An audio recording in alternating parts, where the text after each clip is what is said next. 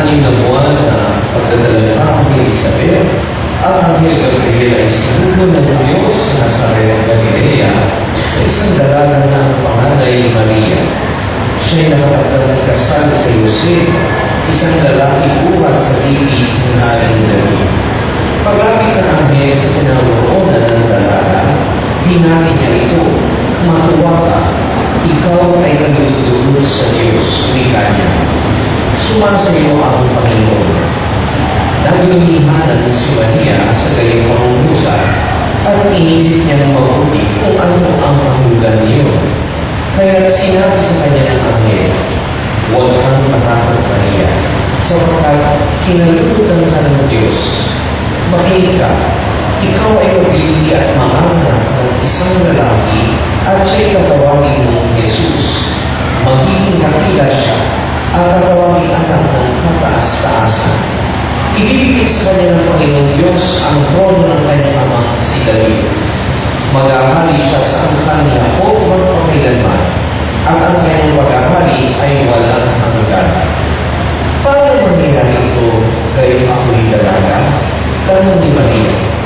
Sumagot ang anghel, "Bababa sa iyo ang Espiritu Santo at lilibot ka ng kapangyarihan ng kataas-taasan. Kaya't banal ang ipanganak mo at tatawagin anak ng Diyos. Natatandaan mo ang iyong kamag-anak na si Isabel. Alam ng lahat na siya'y baog, ngunit agli siya sa kabila ng kanyang katandaan.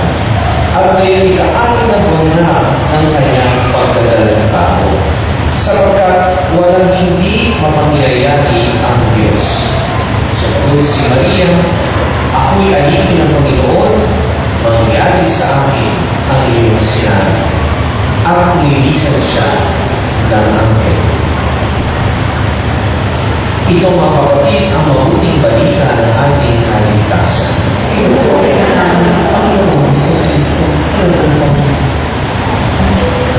Maraming nagtataka kayo, bakit pamilyar ang pagbasa ng Ebanghelyo ang ating binasa? Ito po ang Ebanghelyo para bukas, sa Ebanghelyo para bukas, pero ito rin ang Ebanghelyo kahapon. Di ba? Ito rin ang Ebanghelyo kahapon. Pero ito rin tayo ang Ebanghelyo para sa December 20. Alam niyo, sabi ni ating Santo Papa, si Pope Benedict, isa sa kanyang mga Christmas messages, na nung pinanganak si Kristo, ang lahat ng sangkatauhan, sangkalupaan, marami ay nag-alay ng isang regalo ng pasasalamat. Sabi niya, ang mga anghel ay nag-alay ng isang awitin, ang Gloria in Excelsis Deo. Ang langit ay nag-alay ng isang bituin na nagturo sa mga kantas kung nasaan ang Mesiyas. Ang lupa ay nagbigay ng isang kuweba kung saan doon pinanganak ang ating Panginoon Jesucristo. Ang mga kantas ay nag-alay ng ginto, frankincense at myrrha. Ang tanong ng Santo Papa, kahit natitira sa katauhan, ano ang mayaalay natin sa Mesiyas? Ang sagot ng Santo Papa ay, ang tanging o ang pagkangin-tanging alay natin ay ang mahal na yan. The Blessed Virgin Mary herself is humanity's gift to God.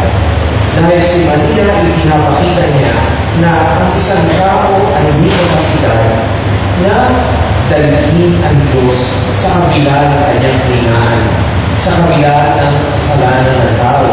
Si Maria ay napili, pinanganak ng walang sala, tulad natin lahat, para dalhin niya ang Diyos na niya sinapupunan. Kaya nga, si Maria ay representing all of us. Siya ang ating modelo, inspirasyon, dahil siya ay tunay na tunay at katulad natin lahat.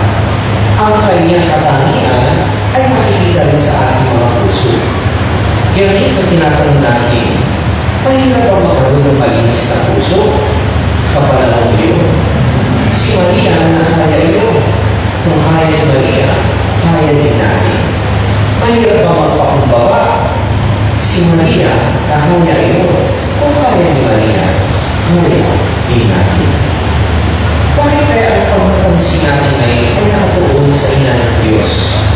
Alam niyo naman, di ba, sa isang bahay na may isang nagdadalang tao at malapit na ipanganak ang kanyang anak, ang lahat ng atensyon ay nandun sa ina. Ang lahat ng atensyon ay nandun sa ina ng nagdadalang tao. Di ba, alala tayo lagi kung nakakain na ba yung ina niyo? Ano ba ang kanyang nararamdaman? Inaalagaan natin mabuti ang ina. Ngayon malapit na ang Kapaskuhan, ang araw ng kapanganak ng Panginoon, na isang simbahan na tuunin natin, bigyan natin ang pansin, ang ina ni Kristo, si Maria. Narinig natin sinabi ng mga anghel sa kanya, matuwa ka dahil ikaw ay kalulod-lulod. Alam niyo mga kapatid, kung tayo din ay tulad ni Maria, dapat tanungin din natin ang ating sarili.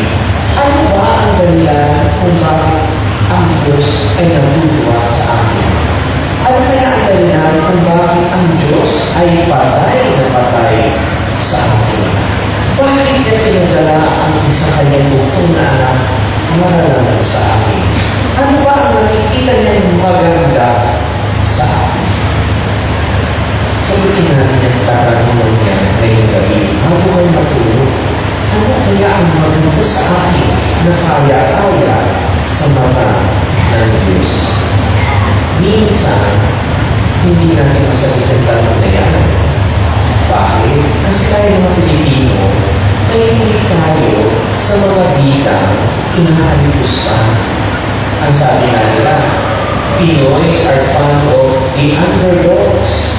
Ang mga bida sa ating mga istorya, teleserye, ay yung mga sinasampal, pinatantyakan, minumura, at yun ang bida para sa atin. Minsan nga, makakani, pagdating ng gabi, maganda. Minsan nga, sa umaga tao, sa gabi, maganda. Kaya mga heroes natin, minsan maliit ang tingin natin sa ating mga sarili. Kaya natin po natin sagutin ang tanong, ano ba ang maganda sa atin na kalugod-lugod sa ating Panginoon? At ito ang sagot, mga kapatid. Kapag nakita mo ang sagot, ito ang mukha ng Diyos sa ating mga puso. Ang tinatawag nila, ito ang God sign na nandoon sa ating kaluluwa. Maraming mapagpasensya ka.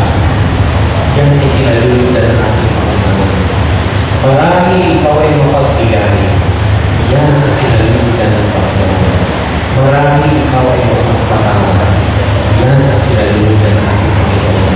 Marahil ikaw ang nagpapasaya sa iyong mga pamilya, sa iyong mga kaibigan. Yan ang kinaluludan ng ating Panginoon. Ano ang God sign na nasa atin na ito ang ikinatutuwa ng ating Panginoon? Pero minsan, tayo din ay yung nag-hesitate ay bigay ang ating sarili, ang ating oo sa Panginoon. Minsan, sinasabi ng mga pari, kayahin natin si Maria na nagbigay ng kanyang sarili. Pero minsan, lagi tayo parang cautious. Hindi natin maibigay ang ating sarili. Bakit? Kasi alam natin na minsan binigay na natin ang oo sa Diyos, pero lagi tayo bumabaksak. Minsan nangako na tayo sa Diyos, pero lagi natin binabagi ang ating mga pangako. Minsan mga kapatid, kami mga pari ay nagpunta sa isang simbahan na dedicated sa ating mga Nabili Maria. Nagkaroon kami ng isang pilgrimage. At doon sa Shrine ni Mary, sinabi sa amin yung aming retreat master na baguhin natin, let us renew our yes as peace to the Blessed Mother and to Jesus. Panibaguhin natin ang ating commitment sa mahal na ina at kay Jesus sa simbang iyon bilang mga pari. Kaya nagkaroon kami ng taimtim ng pananalangin. Pagkatapos sa aming prayer, ay bumalik na kami sa bus para magtungo sa susunod na simba ang aming pupuntahan. Pero hindi kaya kami ng aming retreat master na kung meron kayong karanasan nung nagdasal kayo, ibahagi ninyo sa lahat. Kasi sa harapan ng bus, may isang mikropono. Hindi ko makalimutan yung sinabi ng aking kaibigang family. Tumayo siya sa harapan namin, no? At sinabi niya, nung ibinibigay ko muli ang aking oo sa Diyos, hiya ako. Kasi hindi ako naging faithful sa aking oo na ibinigay ko sa Kanya nung ako'y naordenan. Marami akong pagkakataon na saktan ko ang aking mga parishioners. Marami ang pagkakataon ako nabugbot. Marami rin akong namura. Kaya nang binibigay ko yung oo ko, hiya ako sa Panginoon. Pero alam mo ano ang ginawa ko? Inilagay ko ang aking oo sa likod ng oo ni Maria. I placed my yes at the back of the yes of Mary. At doon ako nagkaroon ng lakas ng loob. Kasi ang oo ni Maria ay isang oong matapat. Ang oo ni Maria ay isang oong laging sumasamba, laging nagmamahal, laging tinutupad ang kanyang mga pangako sa ating Panginoon. Bakit hindi natin pinagay ang oo natin sa likod ng oo ng ating mahal na ina, si Maria? At dahil dito, magkakaroon tayo ng lakas ng loob na kahit ilang oo na ating bigay at tayo humalpa, dahil sa oo ni Maria, tayo maglakas loob na tumayo kapag tayo ay nadapa at panibaguhin ang oong ibinigay sa ating Panginoon. Kaya nga sa banal na misa ito, ang hinihingi ng Panginoon ay matulad tayo sa ating mahal na ina na nagbigay ng kanyang oo. Bagamat ang oo natin ay hindi perfecto, pag hinahalo ito sa oo ng ating mahal na ina, ito ay hindi perfecto. Dahil si Maria ay ang nagmahal ng lubusan sa ating Diyos. Ang huli kong may babahagi sa inyo ay yung sinabi ni San Luis de Montfort. Ang sabi ni San Luis de Montfort ay ito, nung gumawa ang Diyos ng paraiso para sa kansang katauhan, para kay Adan at kay Eva, ang ginawa niya ay ang hardin ng Eden. Ngunit nung gumawa ng paraiso ang Panginoon para sa kanyang sarili, ang ginawa niya ay si Maria. When God created paradise for man and woman, He created the Garden of Eden. But when God created paradise for Himself, He created Mary. Ngayong Pasko, kung tayo magbibigay ng isang regalo kay Jesus, na siya naman talagang nagse-celebrate ng kanyang kaarawan, ano ang magandang ibigay sa kanya? Ang magandang ibigay sa kanya ay ang paraiso. Ang magandang ibigay sa kanya ay si Maria. Kung tayo magsasabuhay ng buhay ni Maria, tayong lahat ay magiging paraiso ng ating Panginoon. At ito ang hulugan ng Pasko, ang maging paraiso sa bawat isa. Alam natin na marami tayong mga kapatid na nasalanta ng bagyo sa Mindanao. Tayo din ay pwede maging paraiso nila sa kabila ng kanilang naranasan ngayong Pasko.